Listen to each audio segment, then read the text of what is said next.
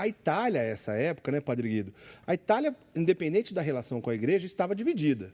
Né? Basicamente, 5 pequenas Itálias ali dentro, a gente pode dizer assim, né? Exato, 5 países independentes, mesmo falando o mesmo idioma, certo. mas usavam, por exemplo, uma moeda diferente, haviam taxas para poder passar de um estado para o outro, por isso que foi escolhido para este encontro certo.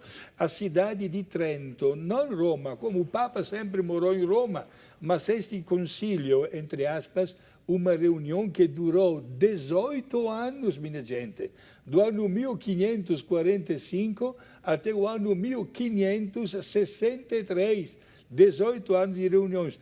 O imperador do estado do norte da Itália, onde se encontra a cidade de Trento, ele ofereceu vantagens para que se realizasse dentro do seu estado, digamos assim, este grande concílio. Por que, padre, não podia ser feito em Roma? Poderia ter sido realizado, mas para chegar em Roma era também uma despesa de viagem não indiferente que deveria todo mundo enfrentar. Gente, foi a única vez na história, em 2000 anos de história, que se reuniram centenas e centenas de bispos. E esta reunião foi determinante para poder dar uma resposta objetiva diante em língua grega se diz a palavra querigma, isto é, do conteúdo da nossa fé. E graças a este concílio conseguiu a Igreja sair com um aspecto novo, com um renovado fervor e, como nós teremos a possibilidade de dizer, com verdadeiros frutos de santidade. Então, Padre Guido, esse poder temporal, a gente já disse isso no programa da semana passada, mas reafirmando, em muitas ocasiões na história da igreja, 2000 anos de história, gente, não é qualquer entidade que tem, né? 2000 anos de história não é para qualquer um. Então, em diversas ocasiões, esse poder temporal, vamos dizer assim, o poder político, que ora o poder político se aproximava da igreja querendo vantagens, e ora a igreja também, vamos ser sinceros, temos que admitir, se aproximava do poder político também para defender suas razões. Esse poder temporal, então o senhor quis dizer que antes do Concílio Vaticano II, esses 5 papas que existiam, um acabava tirando o poder do outro. Era uma crise tremenda, né? Tremenda, porque inclusive cada um destes 5 papas se colocava como líder da Igreja Católica. E imaginamos a imagem de um bolo, cada um tinha a sua fatia de fiéis, o que prejudicava a unidade da Igreja, em primeiro lugar. E depois criava uma confusão tremenda dentro da mesma igreja. Eu lembro, não para sair do trilho, eu lembro que uma vez estava viajando de ônibus e ao meu lado, no ônibus, havia um pastor protestante que me conhecia como padre, e a um certo ponto ele me disse durante a viagem: eu invejo uma coisa em vocês católicos. Eu disse: qual?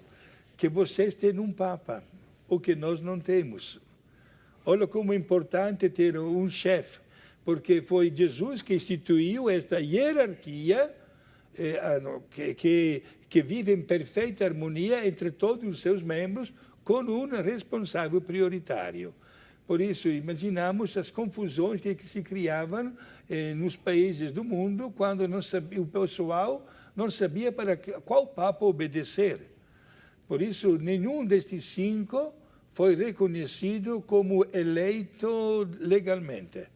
Então, durante a história, quando a gente pesquisa a história dos papas, a gente percebe que em alguns pontos, alguns papas que não estão na ordem oficial da igreja, vamos chamar assim, eles são chamados de antipapas. Antipapas, né, sim. Padre Guido? Ou seja, chegaram a ser eleitos papas, porém de forma ilícita, e por uma razão ou outra não mantiveram no cargo muito tempo e também não exerceram poder legítimo na igreja. Esses antipapas, a gente vê alguns durante a história da igreja, Sim. A gente pode dizer que esses que antecederam o Concílio de Trento foram considerados antipapas? Podemos dizer que foram considerados antipapas, né?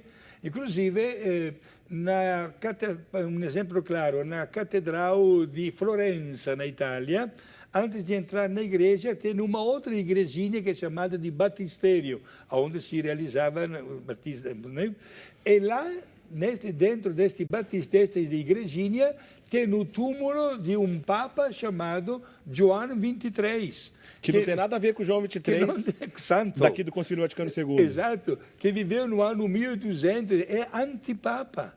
Não foi reconhecida legítima a sua eleição. Então, a igreja existe até hoje, os papas 266, né? O Papa Francisco é o 266, e alguns deles que não estão nessa lista do 266 foram considerados antipapas. Nós estamos falando de um período da igreja onde existiram 5 desses antipapas, o período que antecedeu o Concílio de Trento. E a gente vai já para o primeiro intervalo, e logo depois o Padre Guido vai explicar como iniciou esse Concílio de Trento e por que ele foi importante na Contra-Reforma.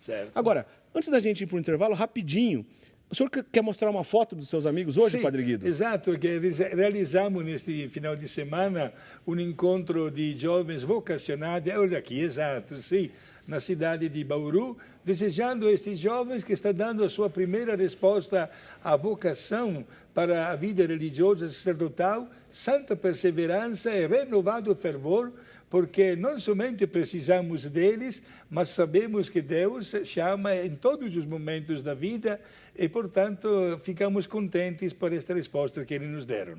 Muito bem, dado o recado do Padre Guido, vamos para o primeiro intervalo, logo depois vamos falar mais sobre o Concílio de Trento e por que ele foi tão importante assim na história da igreja, tá? Não sai daí, a gente volta já já.